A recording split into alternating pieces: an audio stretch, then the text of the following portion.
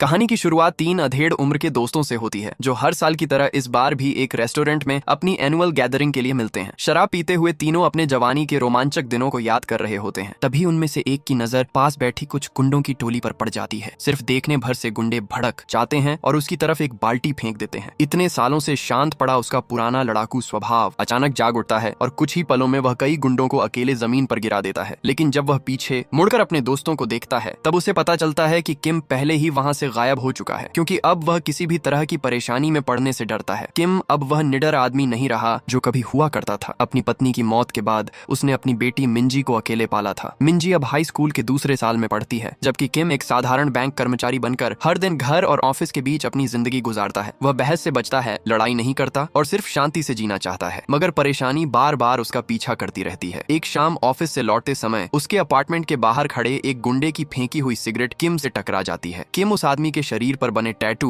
और उसके खतरनाक हाव भाव देखता है, इसलिए सिर झुकाकर चुपचाप आगे बढ़ जाता है। मगर बात वहीं खत्म नहीं होती। कुछ देर बाद वही गुंडा अपनी कार से किम को टक्कर मारकर जमीन पर गिरा देता है। जैसे ही किम उठता है वह बिना किसी वजह के उसके चेहरे पर मुक्का मार देता है, क्योंकि उसे लगता है कि सामने खड़ा आदमी बहुत कमजोर है। इतना सब होने के बाद भी किम पलटकर जवाब नहीं देता। वह चुपचाप अपमान सहता है और ऐसे घर लौटता है जैसे कुछ हुआ ही न हो। घर पहुंचकर वह खाना बनाता है और मिंजी को खाने के लिए बुलाता है, लेकिन मिंजी इन दिनों अपनी बगावती उम्र से गुजर रही होती है और पिता की लगभग हर कोशिश को ठुकरा देती है। दोनों एक ही छत के नीचे रहते हैं, मगर उनके बीच बातचीत लगभग खत्म हो चुकी होती है। किम को इस बात का बिल्कुल अंदाजा नहीं होता कि जिस बेटी को बचाने के लिए उसने अपनी पूरी जिंदगी लगा दी, वह स्कूल में हर दिन एक डरावनी जिंदगी जी रही है। हियरी नाम की लड़की अपने 2 दोस्तों के साथ मिलकर लगभग रोज मिंजी को परेशान करती है। वे उसके कपड़ों से बूढ़े आदमी जैसी बदबू आने की बात कहती हैं, उसकी मां न होने का मजाक उड़ाती हैं और जानबूझकर उसकी किताबें और सामान पूरी क्लास में फैला देती हैं। मिंजी कभी कभी अपना बचाव करने की कोशिश करती है, मगर हर बार उसकी छोटी सी हिम्मत के जवाब में उसे और ज्यादा अपमानित किया जाता है। मिंजी का जन्मदिन करीब आ रहा होता है और किम को अपने अपार्टमेंट के बाहर हुआ हमला याद आने लगता है। उसे डर होता है कि कहीं एक दिन उसकी बेटी का सामना भी किसी खतरनाक इंसान से न हो जाए। शुरुआत में वह उसे सेल्फ डिफेंस की कोई चीज गिफ्ट करने के बारे में सोचता है, मगर बैंक में काम करने वाली उसकी सहकर्मी सांग उसे समझाती है कि एक किशोर लड़की को शायद कोई फैशनेबल कपड़ा ज्यादा पसंद आएगा। उसकी सलाह मानकर किम 5 लाख कोरियन वॉन का एक महंगा टॉप खरीद लेता है। इतनी ज्यादा कीमत सुनकर उसकी हालत खराब हो जाती है, फिर भी वह टॉप घर लाकर बहुत संभाल कर एक दराज में छिपा देता है। इसके बाद किम लॉन्ड्री रूम में जाता है और मिंजी से बात करने की कोशिश करता है, लेकिन मिंजी ठंडे स्वर में कहती है कि अब से दोनों अपने कपड़े अलग अलग धोएंगे, क्योंकि वह नहीं चाहती कि उसके कपड़ों में किसी बूढ़े आदमी की बदबू आए। यह बात किम के दिल में गहराई तक चुभती है, मगर वह कुछ नहीं कहता और चुपचाप वहां से चला जाता है। असल में मिंजी अपने पिता से नफरत नहीं करती। स्कूल में हर दिन मिलने वाले दर्द और गुस्से को बाहर निकालने के लिए उसके पास कोई और जगह नहीं होती, इसलिए वह सब कुछ उसी इंसान पर निकालती है जिसके बारे में उसे यकीन है कि वह उसे कभी छोड़कर नहीं जाएगा। अगली सुबह किम यह देखकर हैरान रह जाता है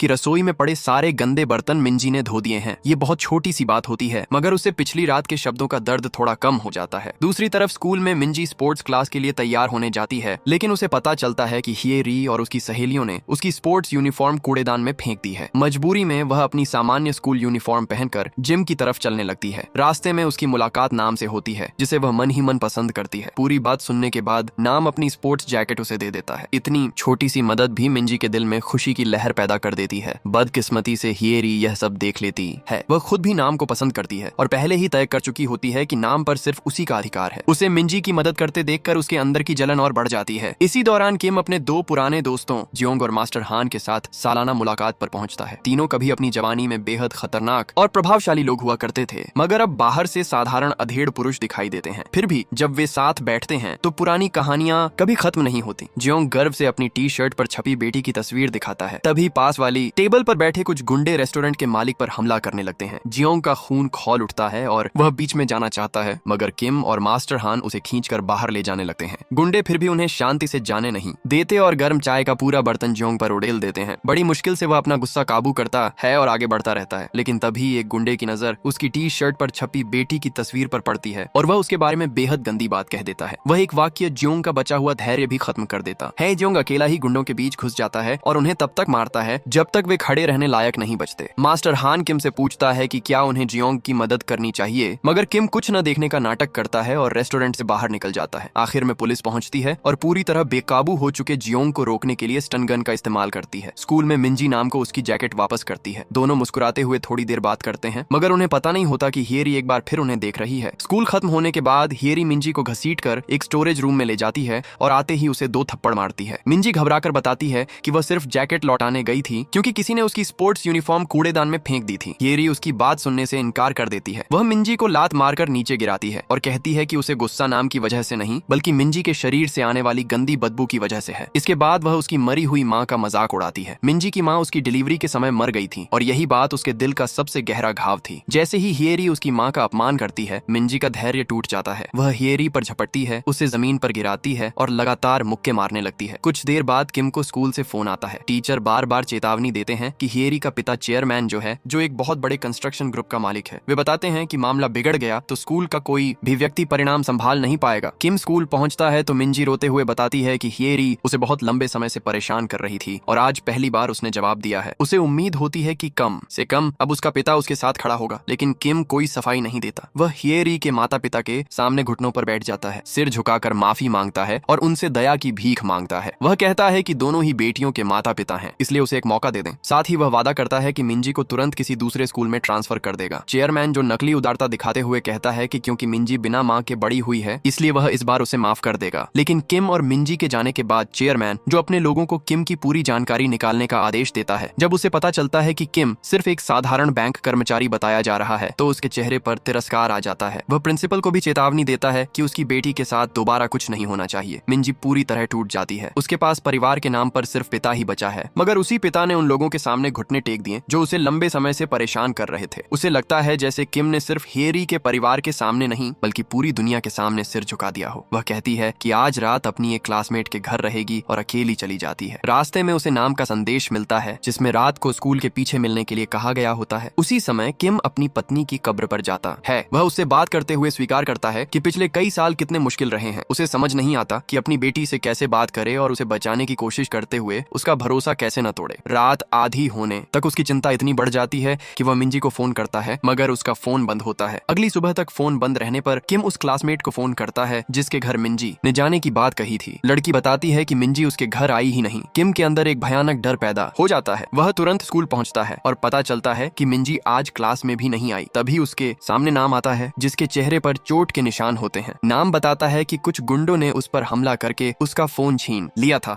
और उसी फोन से मिंजी को स्कूल के पीछे बुलाने वाला संदेश भेजा गया था। किम बिना समय गंवाए उस जगह पहुंचता है। वहां उसे जमीन पर खून का बड़ा निशान और एक हेयर टाई मिलती है। वह पहचान जाता है कि यही हेयर टाई उसने पिछले दिन हिएरी के सिर पर देखी थी। कुछ ही देर में हिएरी एक युवा गुंडे के 7 सबूत मिटाने के लिए वहां लौटती है। किम उस हेयर टाई को उठाकर सख्त आवाज में पूछता है कि मिंजी कहाँ है। उसकी बात सुनकर गुंडा चिढ़ जाता है और बिना कुछ सोचे उस पर मुक्का चला देता है, लेकिन किम बहुत आसानी से उसके वार से बच जाता है। किम की नजर अब भी हिएरी पर टिकी रहती है और वह दोबारा वही सवाल पूछता है। अपनी बेइज्जती से भड़का गुंडा शर्ट उतारकर पूरे शरीर पर बने टैटू दिखाता है। शुरुआत में दोनों उसे वही कमजोर आदमी समझते हैं जो एक दिन पहले हिएरी के पिता के सामने घुटनों पर बैठ गया था। गुंडा आगे बढ़कर किम के कपड़े पकड़ लेता है और हमला करने की कोशिश में उसकी शर्ट फाड़ देता है। शर्ट फटते ही किम के पूरे शरीर पर मौजूद अनगिनत पुराने घाव और गोली के निशान दिखाई देने लगते हैं। उन निशानों को देखकर हिएरी और वह गुंडा दोनों हैरान रह जाते हैं क्योंकि अब साफ हो जाता है कि उनके सामने खड़ा आदमी कोई साधारण बैंक कर्मचारी नहीं है। अगले ही पल किम अपना असली रूप दिखाता है। वह गुंडे को पकड़कर इतनी बेरहमी से मारता है कि कुछ ही सेकंड में उसकी हालत खराब हो जाती है। किम उसे मारने से बस कुछ पल दूर होता है और बार बार सिर्फ एक ही सवाल पूछता है, मेरी बेटी कहाँ है। किम इतना खतरनाक इंसान कैसे बना, ये समझने के लिए कहानी हमें साल 2008 में ले जाती है। उस समय नॉर्थ कोरिया का एक बेहद ताकतवर और कट्टर मंत्री कई साउथ कोरियन इंटेलिजेंस एजेंटों को निशाना बना रहा था। उसे खत्म करने के लिए साउथ कोरियन इंटेलिजेंस किम को एक ऐसे मिशन पर भेजती है जिसमें जिंदा वापस लौटने की उम्मीद लगभग नहीं थी। यहीं पता चलता है कि किम असल में नॉर्थ कोरिया का रहने वाला था और वहां एक एलीट ऑफिसर के रूप में काम करता था। किम मिशन को सफलतापूर्वक पूरा करता है और एक बड़े विस्फोट में उस मंत्री को मार देता है। दुनिया को यही लगता है कि उस धमाके में किम भी मारा गया। खबरों में उसे ऐसा नॉर्थ कोरियन अधिकारी बताया जाता है जिसे विदेशी ताकतों ने भ्रष्ट कर दिया और जिसने अपने देश के एक देशभक्त नेता की हत्या करके गद्दारी की, लेकिन असल में किम उस विस्फोट से बच गया था। मिशन पूरा करते ही वह तुरंत साउथ कोरिया के एक अस्पताल पहुंचता है जहां उसकी पत्नी उनकी बेटी मिंजी को जन्म दे रही होती है। यहीं पता चलता है कि किम ने अपनी मौत का नाटक इसलिए किया था क्योंकि वह पहले ही परिवार बसा चुका था और अपनी पुरानी हिंसक जिंदगी से हमेशा के लिए निकलना चाहता था। मगर उसी दिन उसकी जिंदगी पर सबसे बड़ा दुख टूट पड़ता है। मिंजी को जन्म देते समय उसकी पत्नी की मौत हो जाती है। मरने से पहले वह मिंजी को किम की जिम्मेदारी में सौंपती है और उससे अपनी पुरानी हिंसक जिंदगी हमेशा के लिए भूल जाने की विनती करती है। वह चाहती है कि उस पल के बाद किम सिर्फ उनकी बेटी का पिता बनकर जिए। किम उसकी आखिरी इच्छा पूरी करने का वादा करता है, मगर साउथ कोरियन अधिकारियों ने पहले यह मिशन आखिरी होने की बात कही थी। फिर भी वे बाद में उसे और ऑपरेशंस के लिए इस्तेमाल करना चाहते हैं। आखिरकार किम उनके सामने ऐसी गोपनीय जानकारी उजागर करने की धमकी देता है जिससे देश के राष्ट्रपति तक खतरे में पड़ सकते थे। मजबूर होकर अधिकारी उसे आजादी दे देते हैं। इसके बाद किम एक साधारण साउथ कोरियन नागरिक की तरह जीवन शुरू करता है। वह इतना शांत और सामान्य बनकर रहता है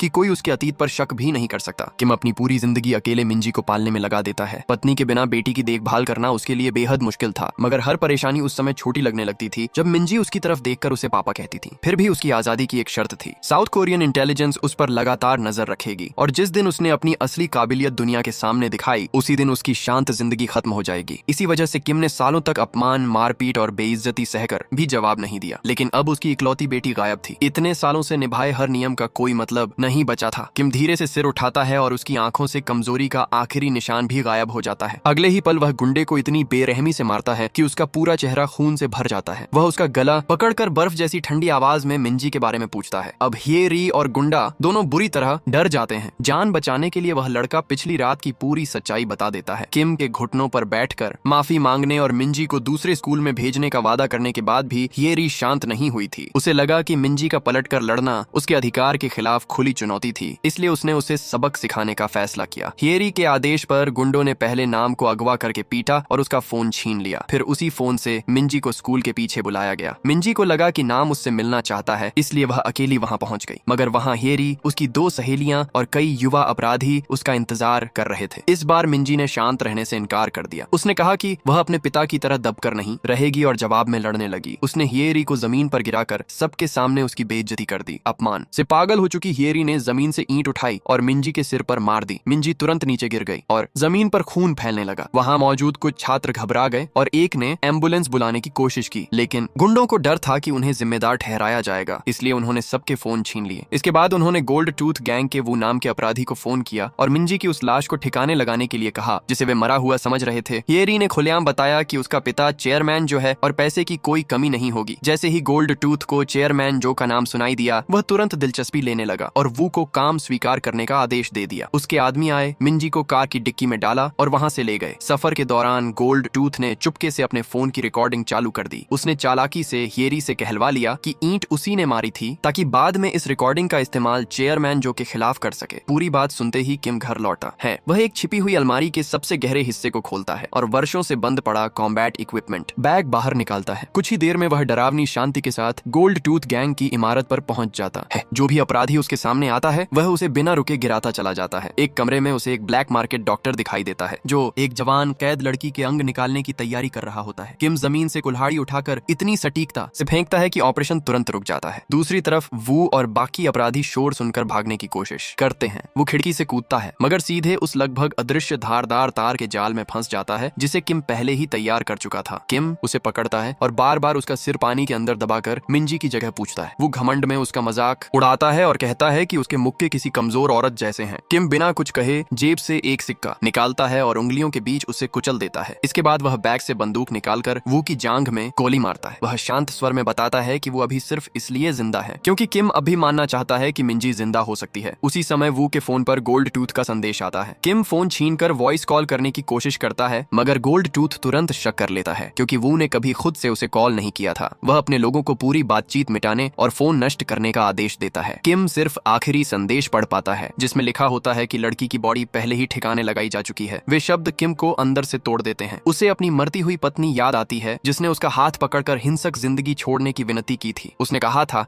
कि अब उसे सिर्फ मिंजी का पिता बनकर जीना है। उसी वादे की वजह से किम ने कभी अपने कमांडर को बंधक बनाया और एजेंसी को मजबूर किया कि उसे आजाद कर दिया जाए। उसी दिन से उसने पहचान छिपाई, हर हिंसक प्रवृत्ति दबाई और अपनी पूरी जिंदगी बेटी के नाम कर दी। अपनी काबिलियत छिपाने के लिए उसने अनजान लोगों के थप्पड़ और अपमान तक सह लिए। इतने साल सब कुछ सहने के बाद भी वह मिंजी को बचाने में नाकाम रहा था। उसकी आंखों में आंसू और गुस्सा एक साथ भर जाते हैं। वह बंदूक वू के सिर पर तानकर गोल्ड टूथ से संपर्क करने का रास्ता खोजने को कहता है। इससे पहले कि वो कुछ कर सके, पुलिस इमारत पर छापा मारती है और पूरी तरह बेकाबू हो चुके किम को गिरफ्तार कर लेती है। इसी दौरान जियोंग और मास्टर हान भी रेस्टोरेंट वाली लड़ाई की वजह से हिरासत में होते हैं। बड़ी समस्या ये होती है कि किसी ने जियोंग की लड़ाई रिकॉर्ड करके इंटरनेट पर अपलोड कर दी थी। वीडियो तेजी से फैलता है और आखिरकार उत्तर कोरिया की इंटेलिजेंस तक पहुंच जाता है। जियोंग उन्हें परेशान नहीं करता। उनकी नजर वीडियो के एक कोने में कुछ सेकंड के लिए दिखाई देने वाले किम पर टिक जाती है। उत्तर कोरिया के बड़े अधिकारी तुरंत इमरजेंसी मीटिंग बुलाते हैं। उन्हें लगता था कि किम बहुत पहले मर चुका है। उनकी नजर में वह सिर्फ भागा हुआ एजेंट नहीं बल्कि दक्षिण कोरिया का साथ देने वाला गद्दार था जिसे खत्म करना जरूरी था। डायरेक्टर ली अपनी एजेंसी के सबसे खतरनाक हत्यारे को दक्षिण कोरिया जाकर किम को मारने का आदेश देता है। उसी समय दक्षिण कोरियाई इंटेलिजेंस भी वीडियो देख लेती है। डायरेक्टर कांग को बताया जाता है कि जियोंग ने कभी किम के साथ उत्तर कोरिया में कई घुसपैठ मिशन पूरे किए थे। जियोंग की लड़ाई रिकॉर्ड होने की वजह से किम का ठिकाना उजागर हो सकता था। डायरेक्टर कांग जानता है कि किम जितना खतरनाक और कीमती आदमी उत्तर कोरिया के हाथ नहीं लगना चाहिए, इसलिए दक्षिण कोरियाई एजेंसी भी उसकी तलाश शुरू कर देती है। उत्तर कोरियाई हत्यारा अवैध तरीके से दक्षिण कोरिया में घुसता है। उसे पता चलता है कि जियोंग एक पुलिस स्टेशन में बंद है, इसलिए वह वहां पहुंचता है। बाथरूम में एक पुलिस अधिकारी को बंधक बनाकर उसकी यूनिफॉर्म पहनता है और खाना पहुंचाने के बहाने जियोंग की सेल तक पहुंच जाता है। वह बंदूक तान कर किम का घर पूछता है। जियोंग को डर होता है कि मना करने पर निर्दोष पुलिस वालों को नुकसान पहुंचाया जाएगा, इसलिए वह पता बता देता है। हत्यारा वादा करता है कि वह किम को जल्दी मौत देगा। जियोंग ठंडी आवाज में चेतावनी देता है कि नंबर 66 को ढूंढने निकला कोई भी आदमी अपनी मौत के पास जाता है। हत्यारे के जाने के बाद जियोंग भागने की योजना बनाता है। वह अचानक एक अधिकारी को मुक्का मारता है और फिर खुद जोर जोर से मदद मांगने लगता है, जैसे उस पर हमला हुआ हो। जैसे ही बाकी पुलिस वाले अंदर आते हैं, वह अफरा तफरी का फायदा उठाकर फरार हो जाता है। दूसरी तरफ गोल्ड टूथ हियरी की रिकॉर्डिंग को एडिट करता है, जिसमें वह मिंजी की बॉडी ठिकाने लगाने के लिए कह रही होती है। उसका एक आदमी पूछता है कि वह रिकॉर्डिंग से चेयरमैन जो को तुरंत ब्लैकमेल क्यों नहीं करता। गोल्ड टूथ अच्छी तरह जानता है कि चेयरमैन जो कोई सामान्य बिजनेसमैन नहीं है। उसने अपनी शुरुआत एक हिंसक गैंग के आदमी के रूप में की थी और धीरे धीरे कंस्ट्रक्शन कंपनी पर कब्जा करके चेयरमैन बना था। गोल्ड टूथ ने अपनी आंखों से उसे लोगों को टूटे कांच पर घुटनों के बल बैठाते देखा था। ऐसे आदमी से लड़ना किसी बाघ के मुंह में सिर डालने जैसा था। एक छोटी गलती भी मौत बन सकती थी। रिकॉर्डिंग एडिट करने के बाद गोल्ड टूथ बाहर जाता है और उस डिक्की को खोलता है जिसमें मिंजी पड़ी होती है। खून की तेज बदबू बाहर आती है। वह चिढ़कर अपने लोगों से कहता है कि जिसे वे लाश समझ रहे हैं उसे प्लास्टिक शीट में लपेट दें। किसी को मिंजी की उंगलियों में हो रही हल्की हरकत दिखाई नहीं देती। पुलिस हिरासत में बैठा किम इस बात से अनजान होता है कि उसकी बेटी जिंदा है। वह किसी सवाल का जवाब नहीं देता। अधिकारी उसकी उंगलियों के निशान सिस्टम में डालते हैं, मगर स्क्रीन पर चेतावनी आती है कि उनके पास उसकी जानकारी देखने की अनुमति नहीं है। पुलिस वाले समझने की कोशिश कर ही रहे होते हैं कि किम का फोन बज उठता है। एक अधिकारी स्क्रीन पर मिंजी का नाम पढ़ता है। किम तुरंत हरकत में आता है। वह हथकड़ियां तोड़ता है, कमरे के पार छलांग लगाकर फोन छीनता है, मगर तब तक कॉल कट चुकी होती है और मिंजी का फोन फिर बंद हो जाता है। उसकी बेटी तक पहुंचने वाला इकलौता सुराग गायब हो जाता है। किम अब हिरासत में रहने से इनकार करता है। वह पुलिस स्टेशन से भागता है और उस दोस्त की तरफ निकल जाता है जो मिंजी का फोन ट्रैक कर सकता था। डायरेक्टर कांग और दक्षिण कोरियाई एजेंसी भी किम की गतिविधियों पर नजर रख रही होती है। किम को नहीं पता कि सर्विलांस टीम के 2 लोग सालों से उसके आसपास रह रहे थे। एक उसके अपार्टमेंट के नीचे लॉन्ड्री चलाने वाला मालिक था और दूसरी उसकी साधारण दिखाई देने वाली बैंक सहकर्मी सांग थी। इसी समय उत्तर कोरियाई हत्यारा किम के घर पहुंचता है। वहां किम नहीं बल्कि जियोंग उसका इंतजार कर रहा होता है। आते ही गोलीबारी शुरू हो जाती है। जियोंग एक फ्राइंग पैन उठाकर उसे ढाल की तरह इस्तेमाल करता है। कुछ ही देर में लड़ाई आमने सामने की मारपीट में बदल जाती है और जियोंग हत्यारे को कमरे के पार फेंक देता है। अपनी हार समझकर वह दीवार कूदकर भाग जाता है। जियोंग पीछा करने की कोशिश करता है, मगर उसकी बूढ़ी कमर जवाब दे देती है। दोनों के जाने के बाद लॉन्ड्री मालिक पर्दे के पीछे से बाहर आता है और डायरेक्टर कांग को सारी जानकारी दे देता है। किम के फोन की लोकेशन से पता चलता है कि वह एक ताइक्वांडो स्कूल गया है। रिकॉर्ड जांचने पर सामने आता है कि उसका मालिक मास्टर हान कोई साधारण इंस्ट्रक्टर नहीं था। वह ताइक्वांडो का ओलंपिक गोल्ड मेडल विजेता था, जिसे बाद में इंटेलिजेंस ने खास तौर पर भर्ती किया था। उसने किम और जियोंग के साथ उत्तर कोरिया में कई घुसपैठ मिशन पूरे किए थे। किम मास्टर हान को बताता है कि मिंजी गायब है और उसके कमांड व्हीकल से फोन ट्रैक करने की मदद मांगता है, इससे पहले कि वे निकल सकें। डायरेक्टर कांग अपने एजेंटों के साथ पहुंच जाता है। वह क्लास में मौजूद एक बच्चे को पकड़कर किम और मास्टर हान को सरेंडर करने के लिए कहता है, मगर बच्चा समझदार निकलता है। वह डायरेक्टर कांग के हाथ पर काट कर भाग जाता है। किम और मास्टर हान इसे हमला शुरू करने का संकेत मानते हैं। दोनों की तालमेल अब भी वैसी ही होती है और वे डायरेक्टर तथा उसके एजेंटों को हरा देते हैं। वे स्कूल से निकलकर मुख्य दरवाजा बंद कर देते हैं। पीछा छत तक पहुंचता है। किम एजेंटों को रोकता है, जबकि मास्टर हान गोली चलाकर रस्सी तैयार करता है। दोनों इमारत से नीचे उतरकर कमांड व्हीकल में पहुंचते हैं और ट्रैकिंग सिस्टम चालू कर देते हैं। तभी जियोंग का फोन आता है। शुरुआत में उसे लगता है कि किम की समस्या सिर्फ उत्तर कोरियाई हत्यारा है। जब उसे पता चलता है कि मिंजी गायब है तो वह गुस्से में गालियों की लंबी लाइन बोलता है और तुरंत साथ आने का वादा करता है। किसी को अंदाजा नहीं होता कि अब कई अलग अलग टीमें मिंजी को ढूंढ रही थीं। किम और उसके दोस्त उसे बचाना चाहते थे। चेयरमैन जो हियरी से जुड़े सबूत मिटाना चाहता था। उत्तर कोरियाई हत्यारा भी उन्हीं सुरागों का पीछा कर रहा था, क्योंकि उसे यकीन था कि वे उसे किम तक पहुंचाएंगे। हियरी अब स्कूल जाना बंद कर चुकी होती है और कमरे में बंद रहती है। चेयरमैन जो को उसके व्यवहार पर शक होता है, इसलिए वह लोगों को उसका फोन हैक करने का आदेश देता है। संदेशों के जरिए वे उस युवा गुंडे तक पहुंचते हैं जिसने मिंजी पर हमले में मदद की थी। उसे पकड़कर पूरी बात उगलवाई जाती है। चेयरमैन जो को बताया जाता है कि मिंजी गायब है और उसके पिता ने गुंडों को बेरहमी से पीटा है। गवाह बताते हैं कि किम के शरीर पर पुराने घाव और गोली के निशान थे। वह किसी भी तरह साधारण बैंक कर्मचारी नहीं लगता था। सबसे ज्यादा शक की बात यह थी कि सिस्टम में उसके बारे में कुछ नहीं मिल रहा था। चेयरमैन जो समझ नहीं पाता कि इतना खतरनाक आदमी स्कूल में उसके सामने घुटनों पर क्यों बैठा था। उत्तर कोरियाई हत्यारा भी मिंजी की जांच करता रहता है। एक छात्र उसे बताता है कि मिंजी स्कूल नहीं आ रही और उसकी कथित दोस्त के पास उसकी लोकेशन हो सकती है, क्योंकि दोनों ने किसी एप्लीकेशन पर लोकेशन शेयर की थी। हत्यारा स्कूल क्लिनिक में बीमारी का नाटक कर रही उस लड़की को ढूंढता है, उसका फोन छीनता है और मिंजी की लोकेशन जानकारी निकाल लेता है। किम और मास्टर हान मिंजी के फोन से जुड़ी लोकेशन पर पहुंचते हैं और वहां युवा अपराधियों से भरी इमारत पाते हैं। किम छोटे गुंडों पर समय बर्बाद नहीं करना चाहता। वह उनका लीडर पूछता है और एक आदमी को अंदर के कमरे तक रास्ता दिखाने के लिए मजबूर करता है। मास्टर हान बाहर रहकर अकेले बड़ी भीड़ संभालता है। लीडर के कमरे के बाहर खड़ा गार्ड घमंड से कहता है कि वह बाहर वाले कमजोर गुंडों जैसा नहीं है और किम की आंखें और कान दोनों नष्ट कर देगा। किम उसे अपनी बात पूरी करने का समय नहीं देता। एक ही किक उसके चेहरे पर पड़ती है और वह जमीन पर गिर जाता है। अंदर के कमरे में सैकड़ों मोबाइल फोन रखे होते हैं। वहाँ टेलीकम्युनिकेशन फ्रॉड का नेटवर्क चल रहा था। कमरे को देखते हुए किम की नजर अचानक लाल बालों वाले लीडर की जेब पर पड़ती है। वहाँ मिंजी का फोन होता है और उसके साथ वही नया फोन चार्म लगा था जो किम ने खुद उसे दिया था। बेटी का फोन उन अपराधियों के पास देखकर किम अपना नियंत्रण खो देता है। वह कमरे में मौजूद सबको गिराता है और फोन कहाँ से आया ये पूछता है। लीडर मिंजी के बारे में गंदी बातें करता है और कहता है कि वह फोन में उसकी निजी तस्वीरें ढूंढ रहा था। किम उसे तब तक मारता है जब तक उसका चेहरा पहचान से बाहर नहीं हो जाता। इसके बाद वह उसे सीढ़ियों की तरफ घसीटता है और नीचे फेंकने वाला होता है, मगर मास्टर हान उसे रोक लेता है। वह याद दिलाता है कि उस आदमी की मौत से मिंजी नहीं मिलेगी। अपनी जान बचती देखकर लीडर तुरंत सच बताता है कि वह मिंजी से कभी नहीं मिला। उसके लोगों ने फोन एक बेघर आदमी से खरीदा था। उसने सिर्फ आकर्षक तस्वीरें ढूंढने के लिए फोन खंगाला। इसी दौरान गलती से किम को कॉल लग गई, इसीलिए डरकर उसने कॉल काटी और फोन बंद कर दिया। तभी किम एक ऐसी बात नोटिस करता है जिस पर उसने कभी ध्यान नहीं दिया था। मिंजी की कॉल हिस्ट्री में पिता के अलावा लगभग कोई नहीं था जिसे वह अपनी सबसे अच्छी दोस्त मानती थी। वह भी असली दोस्त नहीं थी। उसके संदेशों में सिर्फ पैसे मांगना और चीजें खरीदवाना होता था। वह लंबे समय से मिंजी का इस्तेमाल कर रही थी। किम की आंखों से आंसू बहने लगते हैं। उसे पहली बार समझ आता है कि उसकी बेटी कितनी अकेली थी। स्कूल में रोज बुलिंग सहने के बावजूद उसके पास कोई सच्चा दोस्त नहीं था। जिस दिन उसे पिता की जरूरत थी उसी दिन किम उसके अपराधियों के सामने घुटनों पर बैठ गया। वह खुद को अपनी पत्नी की आखिरी इच्छा पूरी करने में नाकाम मानता है और उसे लगता है कि वह पिता के रूप में हार चुका है। मास्टर हान उसे भावनाएं काबू करने के लिए कहता है। सही माफी का एक ही रास्ता था कि मिंजी को जिंदा ढूंढा जाए। वह लाल बालों वाले लीडर से पूछताछ जारी रखता है और उस जगह का पता निकालता है जहां बेघर आदमी को फोन मिला था। लेकिन जाने से पहले उत्तर कोरियाई हत्यारा किम के पीछे आकर उसके सिर पर बंदूक रख देता है। वह ट्रिगर दबाता है, मगर मास्टर हान आखिरी पल में हथियार को लात मारकर दूर कर देता है। दोनों कवर के पीछे जाते हैं जबकि हत्यारा बंदूक उठाने लगता है। तभी लॉन्ड्री मालिक और सांग वहां पहुंचकर पहले हत्यारे पर और फिर किम पर हथियार तान देते हैं। किम ने इंटेलिजेंस के साथ अपनी डील तोड़ी थी। किम विरोध नहीं करता। वह सिर्फ मिंजी मिलने तक का समय मांगता है और वादा करता है कि बेटी सुरक्षित मिलते ही वह खुद सरेंडर कर देगा। इतने साल उसके आसपास रहने के बाद सांग और लॉन्ड्री मालिक उसे गोली नहीं मार पाते। वे किम और मास्टर हान को जाने देते हैं, मगर ध्यान हटते ही उत्तर कोरियाई हत्यारा हमला कर देता है। वह लॉन्ड्री मालिक को गोली मारता है और सांग को घायल करके पीछा जारी रखता है। सांग घिसटते हुए अपने साथी तक पहुंचती है और उसे मरा हुआ समझती है। तभी लॉन्ड्री मालिक अचानक उठकर कपड़ों के नीचे छिपी बुलेट प्रूफ जैकेट थपथपाता है। उसने पहले से तैयारी कर रखी थी। किम इतना भाग्यशाली नहीं होता। टकराव में उसे गोली लग चुकी थी। मास्टर हान अस्पताल जाने के लिए कहता है, मगर किम साधारण पट्टी लगाकर गाड़ी आगे बढ़ाने का आदेश देता है। मास्टर हान पीछे मुड़कर घाव देखता है। जब वह सामने देखता है तो सड़क के बीच ज्यों खुशी से हाथ हिला रहा होता है। तीनों दोस्त सबवे के पास उस बेघर आदमी को ढूंढते हैं और फोन कहाँ मिला ये पूछते हैं। आदमी बताता है कि छोटी छोटी वाला एक मोटा व्यक्ति सफेद कार से उतरा और फोन कूड़ेदान में फेंक गया। उसने फोन उठाया और शराब खरीदने के लिए बेच दिया। मास्टर हान सबवे के बाहर की सर्विलांस रिकॉर्डिंग निकालता है। बताए गए समय के हिसाब से वह छोटी छोटी वाले आदमी को पहचानता है, उसकी व्यक्तिगत जानकारी निकालता है और सफेद कार का रजिस्ट्रेशन नंबर पता कर लेता है। इसी समय गोल्ड टूथ कल्पना कर रहा होता है कि हेरी की रिकॉर्डिंग से वह चेयरमैन जो को अपने सामने घुटनों पर बैठाएगा। उसका आदमी बिना सोचे उसके कटोरे में आलू रख देता है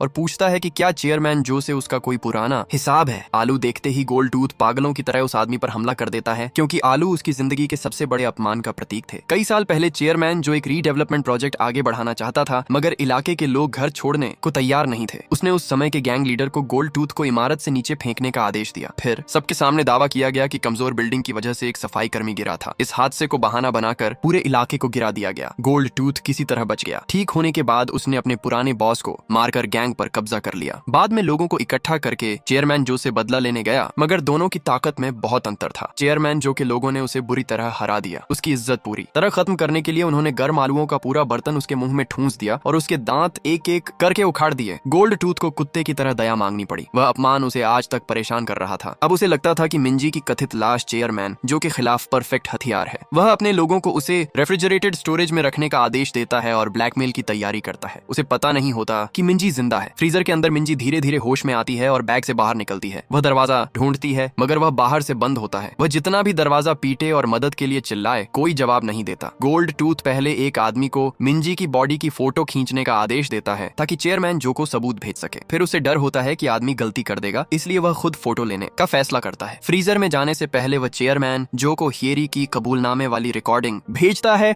और अकेले मिलने की मांग करता है। अपने घर में चेयरमैन जो सीधे हियरी से पूछता है कि क्या उसने किसी को मार दिया। पहले वह इनकार करती है मगर पिता के लगातार सवालों के बाद मान लेती है कि उसने मिंजी को ईंट मारी थी। चेयरमैन जो उसे इस बात के लिए थप्पड़ मारता है कि उसने उसे तुरंत नहीं बताया और बॉडी हटाने के लिए गोल्ड टूथ को बुला लिया। अगले ही पल वह हियरी को सीने से लगाता है और कहता है कि उसने चाहे जो किया हो वह उसे बचाएगा। पिता के जाने के बाद हियरी के चेहरे से डर गायब हो जाता है। उसे शुरू से पता था कि उसका पिता अपराध साफ कर देगा। गोल्ड टूथ फ्रीजर में प्रवेश करता है। कदमों की आवाज सुनकर मिंजी छिप जाती है। वह धीरे धीरे उसके ठिकाने की तरफ बढ़ता है जबकि मिंजी खुद में सिमट कर कांप रही होती है। इससे पहले कि वह उसे देख सके, चेयरमैन जो का फोन आता है। गोल्ड टूथ बाहर जाकर कॉल उठाता है। पुरानी बेइज्जती का बदला लेने के लिए गोल्ड टूथ मांग करता है कि चेयरमैन जो खुद जिन के दांत उखाड़े और उसे साथ लेकर मीटिंग पर आए। जिन वही आदमी था जिसने सालों पहले उसके दांत निकाले थे। लोकेशन भेजकर गोल्ड टूथ पूरे आत्मविश्वास से इंतजार करने लगता है। चेयरमैन जो धमकी पसंद नहीं करता, वह जिन को आदेश देता है कि मिंजी के कथित मर्डर का पूरा दोष गोल्ड टूथ पर डाल दिया जाए। इसके बाद वह बड़ी फोर्स लेकर उससे मिलने की तैयारी करता है। किम, मास्टर हान और जियोंग सफेद कार की लोकेशन खोजने ही वाले होते हैं। ट्रैकिंग 95% तक पहुंच चुकी होती है। तभी एक पुल पर खड़ा डायरेक्टर कांग डेटोनेटर दबाता है और मास्टर हान का कमांड व्हीकल विस्फोट में घिर जाता है। सौभाग्य से गाड़ी सुरक्षात्मक सामग्री से बनी थी। जोरदार झटके के बावजूद ट्रैकिंग सिस्टम चलता रहता है। किम टूटी गाड़ी की परवाह नहीं करता और स्क्रीन को तब तक देखता रहता है जब तक ट्रैकिंग 100% पहुंचकर सफेद कार की लोकेशन नहीं दिखा देती। पुल से डायरेक्टर कांग चिल्लाकर किम को बाहर आने का आदेश देता है। मास्टर हान पहले बाहर आता है। पहले से गुस्से में वह हवा में छलांग लगाकर स्पिनिंग किक मारता है जबकि डायरेक्टर कांग उस पर गोली चलाता है। किक निशाना चूक जाती है मगर सभी एजेंटों का ध्यान मास्टर हान पर चला जाता है और किम भाग निकलता है। सांग, लॉन्ड्री मालिक और बाकी एजेंट पहुंचते हैं तो मास्टर हान दोबारा हमला करता है और डायरेक्टर कांग को पुल के किनारे तक धकेल देता है। एजेंटों से बचने के लिए वह जियोंग को संकेत करता है और खुद नदी में कूद जाता है। जियोंग उसे पानी में गायब होते देखता है। एजेंटों के सामने जाता है और हाथ उठाकर सरेंडर कर देता है। किम सफेद कार से जुड़े पोर्ट की तरफ तेजी से बढ़ता है। कार पहचान कर वह इलाके के इकलौते ऑफिस में घुसता है। मिंजी की तस्वीर दिखाता है और उसकी लोकेशन पूछता है। दो गुंडे साथ हमला करते हैं मगर कुछ ही समय में दोनों जमीन पर खून से लथपथ पड़े होते हैं। फ्रीजर के बाहर गोल्ड टूथ को अपने पीछे हल्की आवाज सुनाई देती है। उसे याद आता है कि बाहर आते समय दरवाजा पूरी तरह बंद नहीं हुआ था। वह मुड़ता है और उसकी नजर मिंजी से मिल जाती है जिसे वह मरी हुई समझ रहा था। उसे खड़ा देखकर वह समझ नहीं पाता कि क्या हो रहा है। मिंजी वापस अंदर भागकर दरवाजा बंद कर लेती है और इस बार गोल्ड टूथ को बाहर लॉक कर देती है। गोल्ड टूथ अपने लोगों को चाबी लाने के लिए फोन करता है मगर उसे पता नहीं कि किम उन्हें पहले ही हरा चुका था। घायल गुंडों में से एक पूछता है कि क्या किम चेयरमैन जो के लिए काम करता है। किम के चेहरे पर उलझन देखकर वह मान लेता है कि मिंजी फ्रीजर के अंदर है। वह कहता है कि उन्होंने उसे मारा नहीं था, उन्हें सिर्फ उस चीज को हटाने के लिए कहा गया था जिसे वे एक बॉडी समझ रहे थे। बॉडी शब्द सुनते ही किम का गुस्सा खतरनाक स्तर पर पहुंच जाता है। वह चेतावनी देता है कि मिंजी मरी हुई मिली तो वहां मौजूद हर इंसान उसके साथ मरेगा। इसके बाद वह कार में भाग रहे एक गुंडे का पीछा करता है। उसे तुरंत रोकने के बजाय बार बार भागने की उम्मीद देता है और फिर उसकी कार को टक्कर मारता है जैसे कोई बिल्ली चूहे के साथ खेल रही हो। जब कार पूरी तरह नष्ट हो जाती है, किम आदमी को बाहर खींचता है और फ्रीजर तक ले जाने का आदेश देता है। रास्ते में कई गैंग सदस्य उन्हें घेर लेते हैं। किम अपने कैदी को एक शिपिंग कंटेनर में बंद करता है और बाकी लोगों से कहता है कि सब एक साथ आ जाएं क्योंकि उसके पास समय नहीं है। कुछ मिनट बाद वह कंटेनर खोलता है। कैदी बाहर देखता है तो हर गुंडा बेहोश पड़ा होता है। डर से कांपते हुए वह फ्रीजर की दिशा दिखाता है। अचानक तेज रफ्तार कार किम और उस आदमी को टक्कर मार देती है। ड्राइवर उत्तर कोरियाई हत्यारा नंबर 76 होता है। किम और नंबर 76 तुरंत लड़ने लगते हैं। किम उसे कई बार गिराता है मगर वह बार बार खड़ा हो जाता है क्योंकि उसका एक ही मकसद था। वह अपने बड़े भाई असली नंबर 66 की मौत का बदला लेना चाहता था। जब किम उसे चौक होल्ड में फंसा लेता है तो अचानक उसके असली नाम से बुलाता है। बचपन में किम ने नंबर 66 को अपने छोटे भाई से विदा लेते देखा था और उस बच्चे का नाम नहीं भूला था। किम उसे छोड़कर बताता है कि उसने नंबर 66 को नहीं मारा। ट्रेनिंग कैंप में दोनों कभी प्रतिद्वंद्वी थे मगर बाद में भाइयों जैसे बन गए और कई बार एक दूसरे के लिए जान दांव पर लगाई। आखिरी मिशन में एक विस्फोट ने नंबर 66 की एक टांग नष्ट कर दी थी। उसे पता था कि वह बच नहीं पाएगा, इसलिए उसने किम को अकेले निकलने का आदेश दिया। किम ने इनकार किया और दोस्त के साथ मरने तक के लिए बंदूक उठा ली। नंबर 66 ने अपनी आखिरी ताकत लगाकर उसे रोका और जिंदा रहने का आदेश दिया। उसी आखिरी इच्छा के कारण किम ने विरोध बंद किया और दक्षिण कोरियाई इंटेलिजेंस के हाथों पकड़ा गया। बाद में उसे पता चला कि पूरा मिशन जाल था। उस समय डायरेक्टर डायरेक्टर ली एजेंसी का प्रमुख नहीं था। उसने मिशन की जानकारी दक्षिण कोरिया को लीक की ताकि ऑपरेशन की नाकामी से उसका सीनियर बर्बाद हो जाए और वह पद अपने लिए ले सके। किम नंबर 66 के आखिरी शब्द दोहराता है। नंबर 76 को याद आता है कि बचपन में अलग होते समय उसके भाई ने वही बात उससे कही थी। आखिरकार उसे यकीन हो जाता है कि किम उसके भाई की मौत का जिम्मेदार नहीं था। दूसरी तरफ जियोंग, जिसने सिर्फ सरेंडर का नाटक किया था, एजेंटों की गाड़ी से भाग निकलता है। हवा और नदी के बहाव का अंदाजा लगाकर वह उस जगह पहुंचता है जहां मास्टर हान किनारे आने वाला था। कुछ देर बाद मास्टर हान पानी से बाहर आता है और अपने साथ लगभग डूब चुके डायरेक्टर कांग को भी घसीट रहा होता है, जिसे शायद तैरना नहीं आता था। दोनों जानते हैं कि डायरेक्टर उनका पीछा नहीं छोड़ेगा, इसीलिए अलग होने का फैसला करते हैं। जियोंग हर नुकसान में भी फायदा ढूंढ लेता है। वह इंटेलिजेंस की गाड़ी और फोन चुरा लेता है, डायरेक्टर कांग का बैंक कार्ड लिमिट खत्म होने तक इस्तेमाल करता है और हथियारों से भरी गाड़ी तैयार कर लेता है। फ्रीजर के अंदर मिंजी अपने पिता के साथ बिताई जिंदगी याद करती है। उसे अपने हर क्रूर शब्द पर पछतावा होता है और वह बेबस बैठने से इनकार कर देती है। गोल्ड टूथ का एक घायल आदमी घिसटते हुए वापस आता है। मिंजी चुपचाप दरवाजा खोलती है। गोल्ड टूथ खुला दरवाजा देखकर चाकू के साथ अंदर आता है। मिंजी उसके पास से निकलती है, घायल गुंडे को धातु की चीज से मारती है और बाहर निकलने का रास्ता ढूंढने लगती है। उसी समय जिन चेयरमैन जो के लोगों के साथ वहां पहुंच जाता है। मिंजी पास के गोदाम में छिप जाती है। किम आखिरकार फ्रीजर तक पहुंचता है और पागलों की तरह उसे ढूंढता है। पहले उसे सिर्फ जमी हुई लाशें दिखाई देती हैं। उसे लगता है कि मिंजी भी उनमें हो सकती है और वह पूरी तरह टूट जाता है। तभी फ्रीजर की बर्फ पर लिखा एक संदेश दिखाई देता है। किम मिंजी की लिखावट पहचान जाता है और तुरंत समझ जाता है कि वह जिंदा है। वह बाहर दौड़ता है, कंटेनरों के ऊपर चढ़ता है और इलाके में नजर दौड़ाता है। दूर उसे मिंजी बाहरी दीवार पार करके सड़क की तरफ जाती दिखाई देती है। वह पूरी ताकत से उसका नाम चिल्लाता है, मगर तेज बारिश आवाज दबा देती है। मिंजी नहीं सुनती और दीवार के उस पार गायब हो जाती है। जिन गोल्ड टूथ तक पहुंचता है, उसे याद आता है कि सालों पहले उसने अपने हाथों से गोल्ड टूथ के दांत निकाले थे। वह इस बात से गुस्से में होता है कि इस गैंगस्टर ने चेयरमैन को धमकी देने की हिम्मत कैसे की। वह अपने आदमियों से गोल्ड टूथ के नए सुनहरे दांत एक एक करके उखड़वाता है। खून में डूबा गोल्ड टूथ आखिरकार बताता है कि मिंजी जिंदा है। वह हंसकर चेतावनी देता है कि उस लड़की का पिता असली राक्षस है, जिन अपने लोगों के साथ मिंजी को ढूंढने निकल जाता है और एक आदमी को गोल्ड टूथ खत्म करने के लिए छोड़ देता है। गोल्ड टूथ आखिरी ताकत लगाकर उस आदमी पर टूट पड़ता है और बार बार चाकू मारता है। सड़क पर पहुंची मिंजी गुजरती कारों को रोकने की कोशिश करती है, मगर कोई नहीं रुकता। जब वह उम्मीद छोड़ने लगती है, तभी एक गाड़ी धीमी होती है। खुद को बचा हुआ समझकर मिंजी अंदर बैठ जाती है और थकान से सीट पर आंखें बंद कर लेती है। वह नहीं जानती कि कार की पिछली सीट पर चेयरमैन जो बैठा है। किम मिंजी तक न पहुंच पाने के बाद सांग और लॉन्ड्री मालिक को फोन करता है। वह सर्विलांस फुटेज देखने की विनती करता है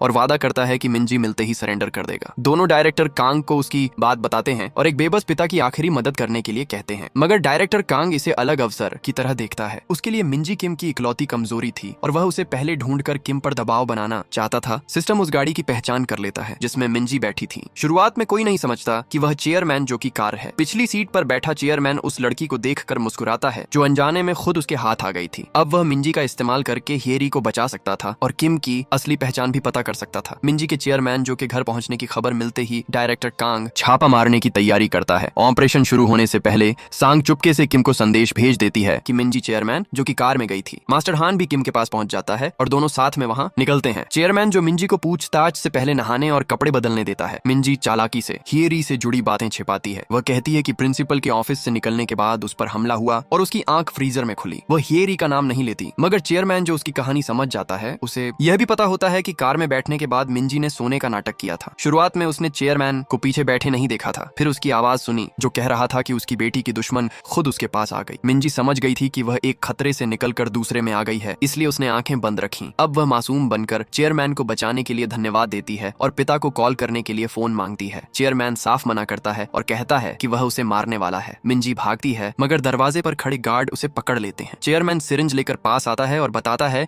कि हियरी उसकी सबसे कीमती चीज है। उसकी बेटी कोई भी अपराध करे, वह हर बार उसे बचाएगा। सिरिंज लगाने से पहले डायरेक्टर कांग और उसके एजेंट मुख्य दरवाजा तोड़कर अंदर आ जाते हैं। चेयरमैन अपने लोगों से मिंजी को बेसमेंट में बंद करने के लिए कहता है। डायरेक्टर कांग पूरे घर की तलाशी का आदेश देता है और लड़की सौंपने की मांग करता है, मगर जिन बेसमेंट की तरफ जाने वाले हर एजेंट को हरा देता है। तभी डायरेक्टर कांग को डिप्टी मिनिस्टर का फोन आता है। वह बिना कानूनी अधिकार के नागरिक के घर में घुसने के लिए उसे डांटता है और पीछे हटने का आदेश देता है। किम और मास्टर हान बाहर से सब देख रहे होते हैं। उन्हें सांग और लॉन्ड्री मालिक अलग दिशा में जाते दिखाई देते हैं और समझ आता है कि शायद डायरेक्टर कांग ने कोई छिपी योजना बनाई है। दोनों अलग अलग जाने का फैसला करते हैं। कुछ देर बाद डायरेक्टर कांग एक सुनसान जगह पर सांग से मिलता है। उसकी गाड़ी से मिंजी बाहर आती है। घर पर हुआ सार्वजनिक छापा सिर्फ ध्यान भटकाने के लिए था। उसी दौरान सांग और लॉन्ड्री मालिक बेसमेंट में घुसे गार्डों को हराया और मिंजी को बाहर ले आए। मिंजी ये जानकर हैरान हैरान होती है कि साधारण लॉन्ड्री मालिक असल में एजेंट चोई है। सवाल पूछने से पहले डायरेक्टर कांग उसे अपनी कार में बैठाकर इंटेलिजेंस हेडक्वार्टर ले जाता है। एजेंट चोई को मिंजी का इस्तेमाल किम के खिलाफ करना गलत लगता है, मगर वह खुलेआम आदेश नहीं टाल सकता। उन्हें पता नहीं होता कि किम पीछे लगा हुआ है। वह आखिरी वाहन की सुरक्षा कर रहे एजेंट को स्टील वायर से खींच लेता है। दो आदमी गाड़ी से उतरकर जांच करने आते हैं। किम एक का मुंह दबाता है, उसका हथियार छीनता है और दूसरे के पैर में गोली मारता है। फिर उन्हें बताने पर मजबूर करता है कि मिंजी को इंटेलिजेंस हेडक्वार्टर ले जाया जा रहा है। वह उनकी गाड़ी चुराकर रेडियो पर डायरेक्टर कांग को चेतावनी देता है कि मिंजी के एक बाल को भी नुकसान हुआ तो वहां मौजूद हर इंसान मारा जाएगा। डायरेक्टर कांग को भरोसा नहीं होता कि बेटी मिलने के बाद किम सरेंडर करेगा। हेडक्वार्टर पहुंचकर वह मिंजी को इंट्रोगेशन रूम में बंद करता है और टैक्टिकल टीम तैनात कर देता है। मगर किम और उसके दोस्त पहले ही दो बड़ी तैयारियां कर चुके होते हैं। जियोंग पुराने हथियारों के स्टोरेज से भारी मात्रा में एडवांस्ड इक्विपमेंट इकट्ठा करता है। दूसरी तरफ मास्टर हान इंटेलिजेंस की एक गाड़ी के नीचे लटक कर सीधे हेडक्वार्टर के अंदर पहुंच जाता है। वह सिक्योरिटी गार्ड को पकड़कर उसका एक्सेस कार्ड लेता है, इलेक्ट्रिकल कंट्रोल रूम की जगह देखता है और इमरजेंसी मैप याद कर लेता है। एक सफाई कर्मचारी से मजाकिया अंदाज में बातचीत करने के बाद वह उसे बांधकर वेंटिलेशन सिस्टम में घुस जाता है। पावर रूम में एक बोतल पानी को पतली डोरी से जोड़ता है और दूसरी तरफ डोरी इलेक्ट्रिक स्विच के ऊपर रख देता है। ढक्कन इतना ढीला छोड़ता है कि पानी धीरे धीरे नीचे पहुंचे। योजना ये होती है कि मिंजी को निकालने तक पानी सिस्टम पर गिरेगा और पूरी इमारत अंधेरे में डूब जाएगी। डायरेक्टर कांग सर्विलांस रूम में मिंजी से पूछताछ करता है। वह बताता है कि किम उत्तर कोरियाई जासूस था। 10 साल से ज्यादा समय तक उसने शांति से जिंदगी बिताई, मगर अचानक दोबारा सक्रिय होकर उत्तर कोरिया का ध्यान अपनी तरफ खींच लिया। डायरेक्टर जानना चाहता है कि इतना खतरनाक आदमी किस वजह से सब कुछ दांव पर लगा सकता है। मिंजी हियरी के साथ हुई लड़ाई और उसके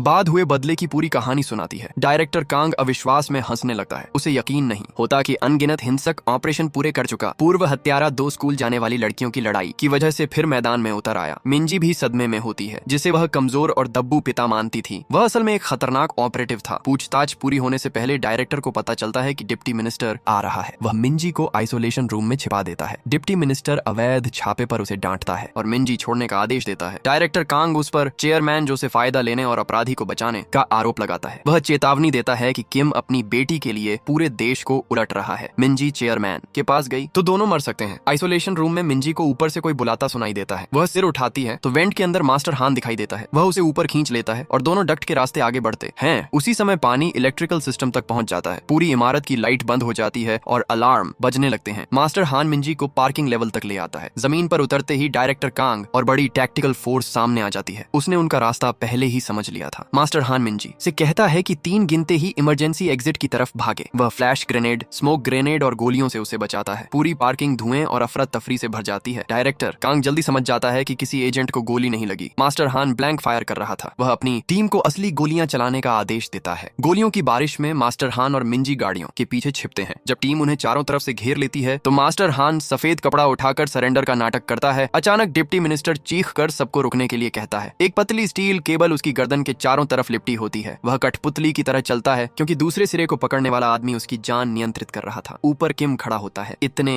खतरे पार करने के बाद वह आखिरकार अपनी बेटी को देखता है। किम डिप्टी मिनिस्टर की जान के बदले डायरेक्टर कांग और टैक्टिकल टीम से हथियार नीचे रखने को कहता है। डायरेक्टर इतना जुनूनी हो चुका होता है कि डिप्टी मिनिस्टर के मरने पर भी गोली चलाने का आदेश देता है। टैक्टिकल कमांडर एक बड़े सरकारी अधिकारी की जान खतरे में डालने से इनकार करता है और टीम को रुकने को कहता है। डायरेक्टर कांग खुद गोली चलाने की कोशिश करता है, मगर जियोंग मशीन गन लेकर प्रकट होता है और दीवार पर असली गोलियां चलाकर चेतावनी देता है। इसके बाद वह मशीन गन मास्टर हान को देता है और अपनी गाड़ी से लैंडमाइन जैसी चीज निकालता है। वह उसे जमीन पर रखकर कहता है कि यह आवाज और हलचल से सक्रिय होती है। कोई एक उंगली भी हिलाएगा तो पूरी जगह उड़ जाएगी। मरने का शौक रखने वाला इसे आजमा सकता है। सब डर से स्थिर हो जाते हैं। मिंजी किम के पास दौड़कर उसे कसकर गले लगा लेती है। पिता और बेटी आखिरकार मिल जाते हैं। जियोंग की गाड़ी बुरी तरह क्षतिग्रस्त होती है, इसलिए वे टैक्टिकल कमांडर से चाबी छीन लेते हैं। जियोंग नकली माइन का रिमोट पकड़कर सबको हाथ ऊपर रखने का आदेश देता है। किम और उसके दोस्त मिंजी को गाड़ी में बैठाते हैं। गेट से निकलते समय डिप्टी मिनिस्टर को बाहर फेंक देते हैं। सुरक्षित होने के बाद किम सबसे पहले रेस्टोरेंट जाने के लिए कहता है क्योंकि मिंजी ने कई दिनों से ठीक से खाना नहीं खाया था। वह अपनी बेटी से उस दर्द को न समझ पाने के लिए माफी मांगता है जिससे वह गुजर रही थी। मिंजी रोते हुए उसके सीने से लग जाती है और अपने हर कठोर शब्द के लिए पछतावा करती है। अगर कहानी का यह पिता और बेटी वाला हिस्सा आपके दिल को छू रहा है तो वीडियो को लाइक जरूर करें और चैनल को सब्सक्राइब कर लें। आगे की कहानी में खतरा पहले से भी कई गुना बढ़ने वाला है। चारों रेस्टोरेंट में प्रवेश करते हैं और लंबे समय बाद साथ मुस्कुराते हैं। उन्हें पता नहीं होता कि जिन चुपके से उन पर नजर रख रहा है चेयरमैन, जो फोन करके किम और मिंजी दोनों को पकड़ने का आदेश देता है। वह उस आदमी की असली पहचान जानना चाहता है जिसने कभी उसके सामने घुटने टेके थे। खाना खाने के बाद वे हंसते हुए निकलते हैं, मगर रास्ते में कई बड़े ट्रक उनकी गाड़ी को घेर लेते हैं। प्रशिक्षित हमलावर उनकी पूरी कार उठाकर एक ट्रांसपोर्ट कंटेनर में डाल देते हैं। किम मिंजी को शांत करता है और कहता है कि डरने की जरूरत नहीं। मास्टर हान जियोंग को कोई बेवकूफी न करने की चेतावनी देता है। जियोंग मानता है कि यही हीरो जैसी एंट्री का सही समय है और जोर जोर से दुश्मन को ललकारने लगता है। बात पूरी होने से पहले उसे कंटेनर में फैलती नींद की गैस की गंध आती है। वह दावा करता है कि एक बार पूरा महीना नहीं सोया था और गैस उसका कुछ नहीं बिगाड़ सकती। अगले ही पल वह खिड़की पीटकर मास्टर हान से छत खोलने की भीख मांगने लगता है ताकि कार के अंदर लौट सके। गाड़ी शांत हो जाती है तो जिन समझता है कि सब बेहोश हैं। वह लोगों से किम और मिंजी को पकड़ने तथा मास्टर हान और जियोंग को मारने के लिए कहता है। कंटेनर खुलते ही मास्टर हान गाड़ी तेज कर देता है और कार ट्रक से बाहर निकल जाती है। जिन बड़ी फोर्स इकट्ठा करके किम और मास्टर हान को घेरता है, जबकि खुद मिंजी को लेने ट्रक में जाता है। बेहोश दिखाई दे रहा जियोंग अचानक उठ बैठता है। वह मिंजी को सुरक्षित जगह ले जाकर जिनके सामने खड़ा हो जाता है। बाहर किम और मास्टर हान हमलावरों से लड़ते हैं। किम देखता है कि मिंजी वाला ट्रक चलने लगा है, इसलिए बाकी दुश्मनों को मास्टर हान के लिए छोड़कर पास की पहाड़ी की तरफ दौड़ता है। ट्रक की गति और दिशा का अंदाजा लगाकर वह ढलान से छलांग लगाता है और बिल्कुल सही जगह उसकी छत पर उतरता है। किम ड्राइवर केबिन तक पहुंचता है, ड्राइवर को बाहर फेंकता है और ट्रक अपने नियंत्रण में ले लेता है। अंदर जियोंग जिनको संभलने का कोई मौका नहीं देता। जिन जवाब देने की कोशिश करता है तो जियोंग उसकी कलाई काट लेता है और उसे तब तक पीटता है जब तक वह दया मांगने नहीं लगता। किम ट्रक मोड़कर मास्टर हान को उठाता है जो सारे हमलावरों को पहले ही हरा चुका था। तीनों मिंजी को वापस गाड़ी में बैठाकर निकल जाते हैं घर। लौटने के बजाय किम सीधे चेयरमैन जो कि घर जाता है। गार्डों को हराकर उसके कमरे में घुसता है। चेयरमैन अब भी खतरा नहीं समझता। वह अपनी बेटी न बचा पाने के लिए किम का मजाक उड़ाता है और हर महीने 10 करोड़ कोरियन वॉन देकर उसे निजी नौकर बनाने की पेशकश करता है। किम उस पूरी तरह अनैतिक आदमी को देखता है और बिना चेतावनी जोरदार वार करता है। चेयरमैन दराज से चाकू निकालकर हमला करता है, मगर किम के अनुभव के सामने उसकी चालें बच्चों जैसी लगती हैं। किम हथियार छीनकर उसे तब तक मारता है जब तक वह चलने लायक नहीं रहता। खतरे का अंतर समझते ही चेयरमैन कमरे से रेंग कर बाहर निकलता है। किम मौत की तरह चुपचाप पीछा करता है। चेयरमैन सीढ़ियों से गिर जाता है। किम आखिरी वार करने वाला होता है, तभी मिंजी उसे आवाज देती है। वह नहीं चाहती कि पिता के हाथ और खून से भरें। किम चेयरमैन को जिंदा छोड़ता है, मगर मिंजी से माफी मांगने को कहता है। जान बचाने के लिए चेयरमैन कहता है कि दोनों ही बेटियों के पिता हैं, इसलिए दया दिखाए। यही शब्द किम ने स्कूल में उसके सामने घुटने टेकते समय कहे थे। अब हालात पूरी तरह उलट चुके होते हैं। चेयरमैन जो वही बेबसी और अपमान महसूस करता है जो उसने किम को दिया था। मिंजी उसे आदेश देती है कि हियरी को पुलिस के पास लेकर जाए और अपराध स्वीकार करे। किम के जाने के बाद घायल चेयरमैन नफरत से उसकी पीठ देखता है और हर अपमान का कई गुना बदला लेने की कसम खाता है। उधर डायरेक्टर कांग और एजेंट जियोंग की नकली माइन के आसपास 4 घंटे जमे रहते हैं। आखिरकार उन्हें पता चलता है कि वह पूरी तरह नकली थी, लेकिन खतरा खत्म नहीं होता। जनरल पार्क सशस्त्र फोर्स के साथ किम के घर को घेर लेता है। सरेंडर करने से पहले किम मिंजी के लिए बड़ा खाना बनाता है। वह महंगा बर्थडे गिफ्ट निकालता है जो कभी दे नहीं पाया था और आखिरकार उसका जन्मदिन मनाता है। पहली बार वह उसे सच बताता है। वह उत्तर कोरिया का ऑपरेटिव था और उसकी माँ से वादा किया था कि कभी खतरे वाली जिंदगी में वापस नहीं जाएगा। अब वह सिर्फ मिंजी का पिता बनकर जीना चाहता था, मगर अब दोनों को अलग होना होगा। शायद वे जल्दी मिले या शायद कभी नहीं। भावुक विदाई के बाद किम बाहर जाकर सेना के सामने सरेंडर कर देता है। मास्टर हान और जियोंग भी गिरफ्तार हो जाते हैं। किम जेल में होता है, जबकि चेयरमैन जो बदला लेने की तैयारी करता है, वह अपने और हियरी को बचाने के लिए वकील रखता है। वकील सलाह देता है कि हालात शांत होने तक हियरी को विदेश भेज दिया जाए। चेयरमैन 6 सुनहरी गेंदों से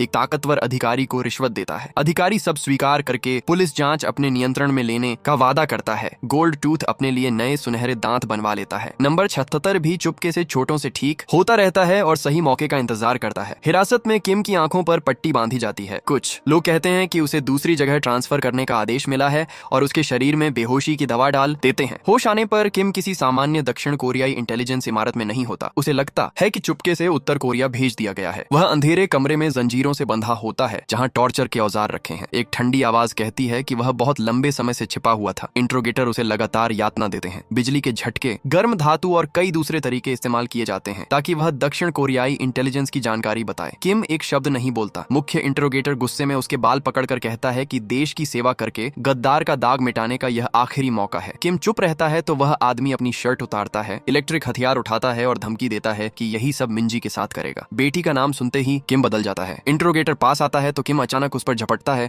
और गर्दन में इतनी जोर से काटता है कि वह गिर जाता है। किम बंधन तोड़कर दरवाजे से बाहर निकलता है। बाहर जनरल पार्क और डायरेक्टर कांग उसका इंतजार कर रहे होते हैं। किम को उत्तर कोरिया भेजा ही नहीं गया था। पूरा टॉर्चर रूम एक टेस्ट था जिससे पता लगाया जा सके कि वह दर्द में दक्षिण कोरिया को धोखा देगा या नहीं। लगभग मौत तक यातना सहने के बाद भी उसने कुछ नहीं बताया था। जनरल पार्क कहता है कि वह टेस्ट पास कर चुका है। वे किम को नया मिशन देते हैं। इसे पूरा करने पर उसे आजादी और नई पहचान मिलेगी जिससे वह खुलेआम मिंजी के साथ रह सकेगा। किम काम पूछता है। उत्तर कोरिया का एक वरिष्ठ अधिकारी अपनी सरकार से गद्दारी करके दक्षिण कोरिया में राजनीतिक शरण मांग रहा था, मगर उसी समय दोनों देशों के बीच संवेदनशील हाई लेवल बातचीत होने वाली थी। उत्तर कोरिया को पता चल गया कि दक्षिण ने उसे छिपाया है तो संबंध टूट सकते थे। किम को उस अधिकारी की रक्षा करनी थी जब तक बातचीत खत्म न हो जाए और उत्तर कोरियाई प्रतिनिधिमंडल वापस न चला जाए। डायरेक्टर कांग वादा करता है कि एजेंसी मिंजी को सुरक्षित रखेगी। वह किम पर भरोसा न करने के बावजूद दावा करता है कि किसी भी दक्षिण कोरियाई नागरिक के लिए जान दे सकता है। किम एक शर्त पर काम स्वीकार करता है। मास्टर हान और जियोंग को तुरंत छोड़ना होगा। अपनी अलग अलग सेल में मास्टर हान और जियोंग को ट्रांसफर की खबर दी जाती है। अधिकारी छोटे छेद से ट्रैंक्विलाइजर डार्ट चलाते हैं। दोनों बूढ़े आदमी तंग कमरे में उछल उछल कर बचने की कोशिश करते हैं, मगर डार्ट आते रहते हैं और आखिरकार दोनों गिर जाते हैं। होश आने पर मास्टर हान और जियोंग एक दूर दराज जंगल में एक दूसरे से जंजीर से बंधे होते हैं। चाबी जानबूझकर कुछ दूरी पर रखी गई थी। मास्टर हान समझ जाता है कि डायरेक्टर कांग ने बदला लिया है। वह मुश्किल से जमीन पर लुढ़क कर चाबी तक पहुंचता है, दोनों को आजाद करता है और पास की दुकान ढूंढता है। वहां पता चलता है कि उन्हें राजधानी से बहुत दूर छोड़ दिया गया है। उत्तर और दक्षिण की बातचीत उसी होटल में होने वाली थी जिसका मालिक चेयरमैन जो था। डिप्टी मिनिस्टर और चेयरमैन दोनों किम से अपमानित हो चुके थे और बदला चाहते थे। डिप्टी मिनिस्टर बताता है कि किम कभी उत्तर कोरिया का एलीट ऑपरेटिव था और इस समय एक बड़े दलबदलू की रक्षा कर रहा है। चेयरमैन समझ जाता है कि किम को खत्म करने का सही मौका मिल गया है। किम पोर्ट पर उस उत्तर कोरियाई अधिकारी को लेने पहुंचता है। चेहरा देखते ही जम जाता है। वह डायरेक्टर ली था, उसका पुराना कमांडर और असली नंबर 66 की मौत का जिम्मेदार आदमी। उत्तर कोरियाई अधिकारियों को हाल ही में पता चला था कि 20 साल पहले वाला मिशन अपने ही संगठन के किसी आदमी की वजह से लीक हुआ था। गद्दार डायरेक्टर ली था, उसने अपने एजेंटों की बलि दी ताकि सीनियर का करियर नष्ट हो और वह नेतृत्व हासिल कर सके। जब अधिकारी उसे गिरफ्तार करने आए तो उसने हमला करके भागने के बाद दक्षिण कोरिया से सुरक्षा मांग ली। डायरेक्टर ली किम की प्रतिक्रिया समझता है। वह याद दिलाता है कि दक्षिण कोरिया ने उसे इसलिए स्वीकार किया क्योंकि उसके पास उत्तर कोरिया की मिसाइल व्यवस्था से जुड़ी जानकारी है। किम अपना गुस्सा दबाकर उसे सुरक्षित घर ले जाता है। नहाते समय डायरेक्टर ली की कमर पर बड़ा घाव दिखता है। उत्तर कोरिया से निकलने से पहले उसने शरीर चीरकर मिसाइल जानकारी वाली मेमोरी कार्ड अंदर छिपाई थी। उसे पता है कि किम उसे मारना चाहता है, इसीलिए लगातार उकसाता है। वह कहता है कि उसने अपनी इच्छा से देश छोड़ा, जबकि किम पकड़ा गया और फिर दक्षिण कोरिया से स्वीकार करने की भीख मांगी। किम जवाब नहीं देता और टीवी पर बातचीत की खबर देखता रहता है। उत्तर कोरियाई प्रतिनिधिमंडल चेयरमैन जो के होटल पहुंचता है। कमांडर री को पता चलता है कि डायरेक्टर ली दक्षिण कोरिया में है और शायद सरकार के नियंत्रण में आ चुका है। चेयरमैन उसे रोककर पूछता है कि क्या वह डायरेक्टर ली को खोज रहा है, फिर बताता है कि उस गद्दार की रक्षा नंबर 66 कर रहा है। कमांडर री तुरंत उसे निजी कमरे में बुलाता है। चेयरमैन 3 सोने की ईंटें देता है और एक मदद मांगता है। सुरक्षित घर में किम, सांग और एजेंट चोई कुछ अनजान गाड़ियों को क्षेत्र में प्रवेश करते देखते हैं। वे तुरंत निकासी योजना शुरू करते हैं। काले कपड़ों में लोग घर में घुसते हैं मगर अंदर कोई नहीं मिलता। हाल के निशान देखकर वे समझ जाते हैं कि निशाना अभी निकला है और पीछा शुरू कर देते हैं। थोड़ी दूरी पर किम डायरेक्टर ली को कार में बैठाता दिखाई देता है। हमलावर उनके पीछे जाते हैं मगर यह जाल होता है। असली डायरेक्टर ली अभी भी सुरक्षित घर की अलमारी में छिपा था। भागती गाड़ी में सांग ने उसका भेष बनाया था। पीछा छुड़ाने के बाद वह किम को कॉल करके हमला रिपोर्ट करने और नई लोकेशन मांगने की तैयारी करती है। किम उसे रोकता है। दुश्मन बहुत जल्दी पहुंच गया था, जिसका मतलब था कि इंटेलिजेंस के अंदर कोई मुखबिर है। वह आदेश देता है कि अब से अपनी लोकेशन किसी को न बताए। एजेंट चोई पूछता है कि किम ने क्या कहा, मगर सांग अब सब पर शक करने लगी थी और कहती है कि कुछ जरूरी नहीं था। हमलावर कमांडर री को नाकामी बताते हैं। नागरिक इलाके में खुलेआम पीछा नहीं किया जा सकता था। कमांडर तुरंत डायरेक्टर ली ढूंढने का आदेश देता है। चेयरमैन कहता है कि मिलने के बाद भी आम लोगों के बीच हमला मुश्किल होगा, इसीलिए राजनीतिक स्थिति बड़ी करनी होगी। चेयरमैन की सलाह पर कमांडर री आधिकारिक चैनल से मामला उठाता है। दक्षिण कोरियाई बातचीत प्रमुख जनरल पार्क से संपर्क करता है और डायरेक्टर कांग को किम ढूंढने का आदेश मिलता है। किम डायरेक्टर ली को मास्टर हान के ताइक्वांडो स्कूल ले गया होता है। मास्टर हान और जोंग को देखकर ली राहत महसूस करता है। उसे यकीन होता है कि ये तीनों मिलकर पूरी उत्तर कोरियाई फोर्स संभाल सकते। हैन जियोंग बताता है कि जनरल पार्क ने उन्हें मिशन में मदद के लिए बुलाया था, मगर मास्टर हान ने मना कर दिया। किम कहता है कि मना करना सही था। वह अंधेरा होने के बाद डायरेक्टर ली को दूसरी जगह ले जाएगा और दोस्तों को फिर खतरे में नहीं डालना चाहता। खाना ऑर्डर करने से पहले डायरेक्टर कांग बड़ी टैक्टिकल टीम के साथ स्कूल घेर लेता है। वह घोषणा करता है कि डायरेक्टर ली को उत्तर कोरिया वापस किया जाएगा। किम वजह पूछता है। डायरेक्टर दावा करता है कि उसे खतरनाक कम्युनिस्टों को गिरफ्तार करने का आदेश मिला है। वह शुरुआत से ली को बचाने के खिलाफ था और किम के साथ सरकार के व्यवहार से भी सहमत नहीं था। इसके बाद वह इंटेलिजेंस मुख्यालय में मौजूद मिंजी की तस्वीर दिखाकर याद दिलाता है कि बेटी की सुरक्षा किसके नियंत्रण में है। एजेंट किम का हथियार ले लेते हैं। इसके पीछे चेयरमैन जो कि राजनीतिक योजना होती है। बातचीत शुरू होने से पहले कमांडर री ने दक्षिण कोरियाई प्रतिनिधिमंडल को सबूत दिखा दिया था कि डायरेक्टर ली देश के अंदर है और नंबर 66 उसकी रक्षा कर रहा है। उसने धमकी दी कि दोनों लोग न मिले तो बातचीत खत्म कर दी जाएगी और बड़ा कूटनीतिक संकट पैदा होगा। दक्षिण कोरिया के प्रतिनिधियों ने जनरल पार्क को आदेश मानने के लिए कहा। जनरल पार्क की अपनी सोच थी। किम और डायरेक्टर ली को सौंप देने से राजनीतिक समस्या खत्म हो जाएगी। उसे यह भी भरोसा था कि मिंजी के लिए किम किसी तरह बच निकलेगा। उसके बाद उसकी हर कार्रवाई को पूर्व उत्तर कोरियाई एजेंट का निजी कदम बताया जा सकता था। डायरेक्टर कांग मास्टर हान के स्कूल से दोनों को गिरफ्तार तैयार करके उत्तर कोरियाई एजेंटों को सौंप देता है। वे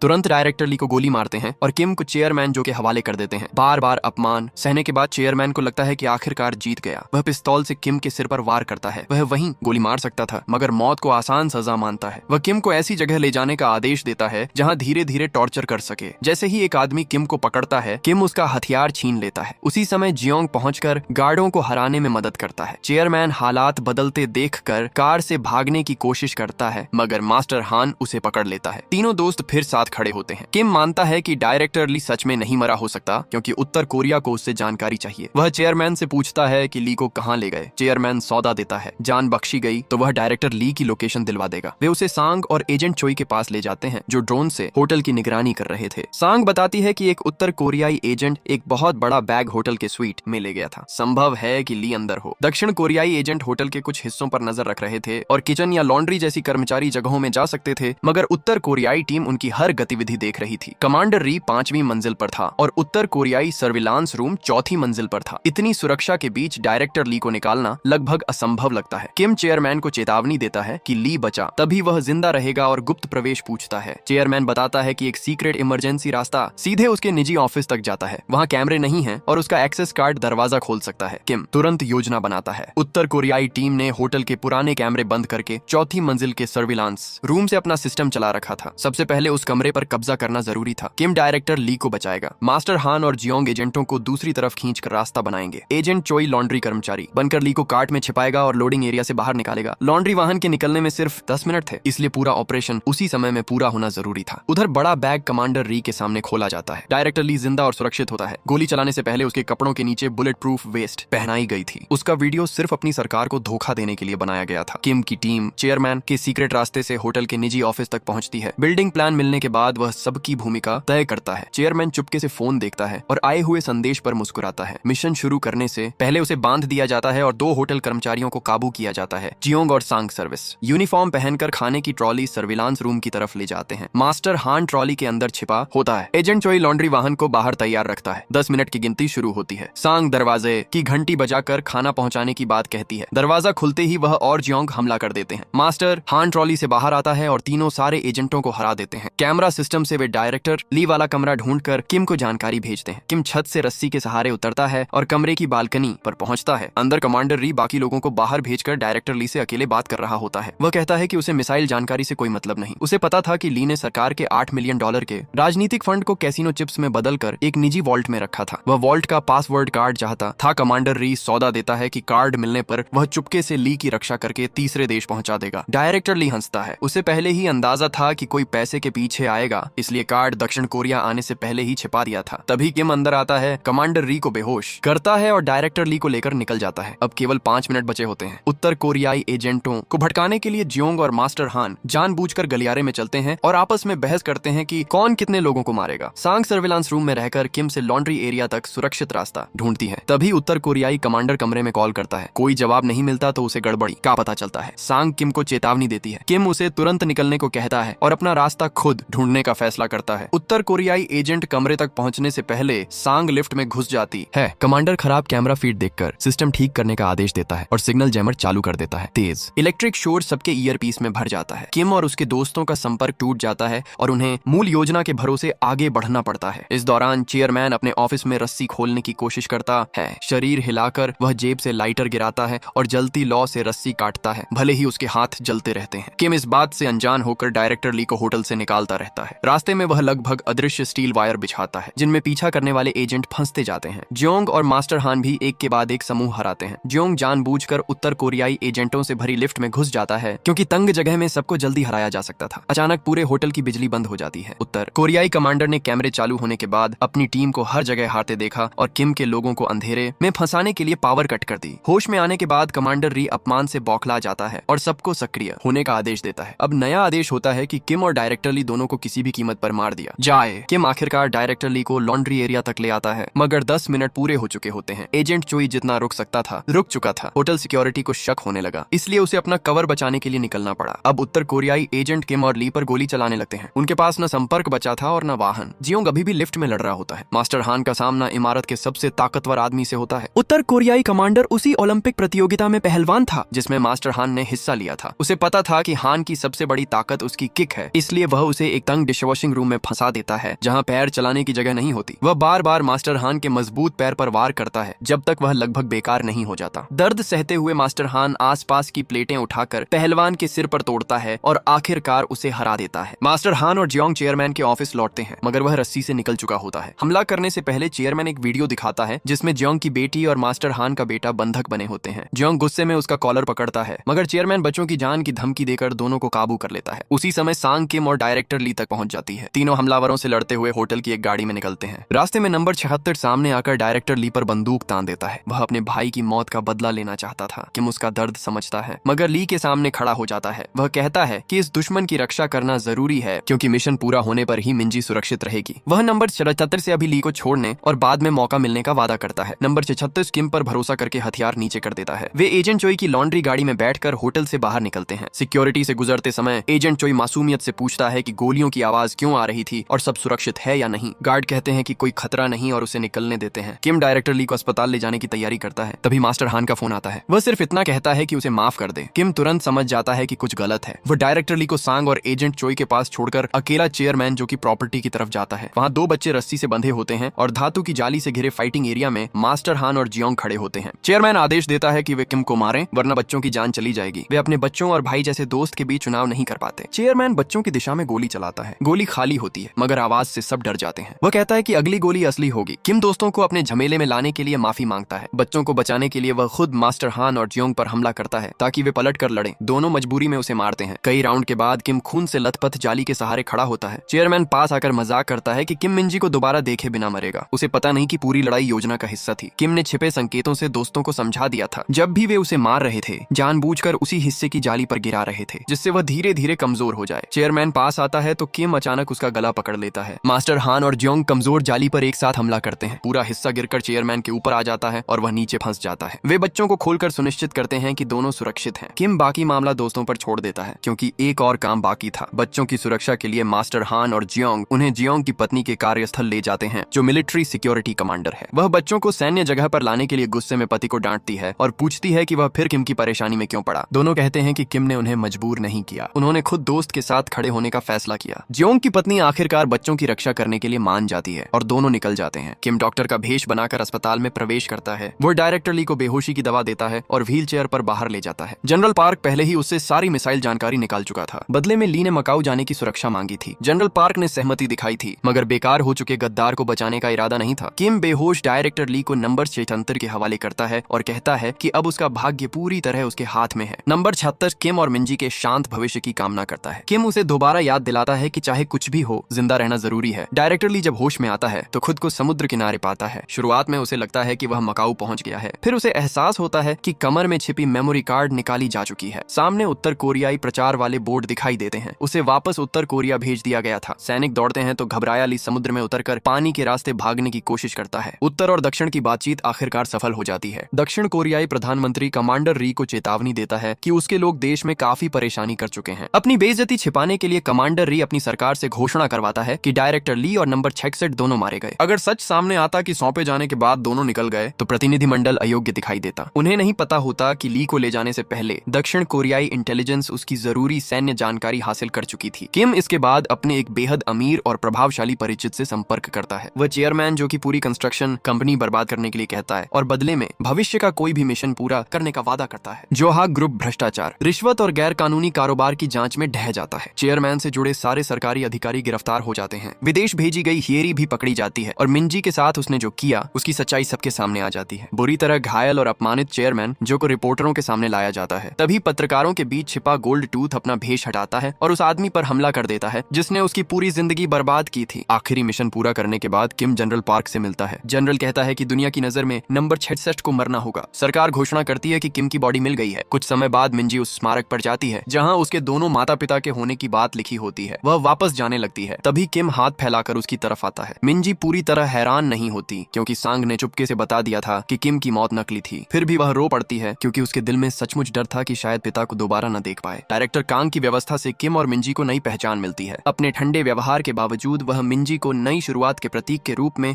एक हेयर क्लिप देता है। एजेंट चोई किम को नया सूट देता है और कहता है कि उम्मीद है अब उसे इंटेलिजेंस बिल्डिंग के अंदर कभी नहीं देखना पड़ेगा। सांग मिंजी की दोस्त बनकर उसे स्कूल लौटने और ट्रांसफर प्रक्रिया पूरी करने में मदद करती है। किम और मिंजी नए नामों के साथ नए घर में रहने चले जाते हैं। मास्टर हान और जियोंग अपनी सामान्य जिंदगी में लौट आते हैं, मगर शिफ्टिंग के दिन मदद करने पहुंचते हैं। जियोंग हमेशा की तरह मिलिट्री स्टाइल कपड़े पहनता है। मास्टर हान, जो आमतौर पर मार्शल आर्ट्स यूनिफॉर्म में रहता था, इस बार शानदार सूट पहनकर आता है और जियोंग को मजाक उड़ाने का पूरा मौका मिल जाता है। घर सेट करने के बाद तीनों दोस्त शहर में घूमने जाते हैं। वे चश्मे की दुकान में घुसकर कई जोड़ी चश्मे पहनते हैं, मगर कुछ खरीदे बिना बाहर आ जाते हैं। सड़क पर चलते हुए मजाक करते हैं कि वे फिर से सिर्फ चश्मा पहनने वाले साधारण अधेड़ आदमी बन गए हैं। उन्हें देखकर कोई अनजान व्यक्ति कभी नहीं समझ सकता कि ये तीनों कितनी बार मौत से बचकर निकले हैं और साथ मिलकर क्या क्या सह चुके हैं। सिर्फ वे जानते हैं कि शांति से जीना, साधारण दिखाई देना और बिना डर के अधेड़ आदमी बनकर घूमना कितना मुश्किल और कीमती होता है। इसी के साथ किम और मिंजी अपनी नई जिंदगी शुरू करते हैं, मगर कुछ समय बाद किम को एक और गुप्त मिशन मिलता है, जिससे साफ हो जाता है कि उसका खतरनाक सफर शायद अभी पूरी तरह खत्म नहीं हुआ। आपके हिसाब से इस कहानी का दूसरा सीजन आना चाहिए या नहीं? जाने से पहले कमेंट में 2 बातें जरूर बताइए। पहली, अगर इस ड्रामा का सीजन 2 आता है तो क्या आप चाहते हैं कि हम उसकी पूरी कहानी भी इसी तरह आपके लिए लेकर आएं? और दूसरी, इस कहानी में आपको कौन सा किरदार सबसे ज्यादा पसंद आया? अगर वीडियो पसंद आई हो तो इसे लाइक कर दीजिए और चैनल को सब्सक्राइब कर लीजिए, ताकि आगे आने वाली ऐसी ही एक्शन, थ्रिलर और इमोशनल कहानियां आपसे मिस न हो।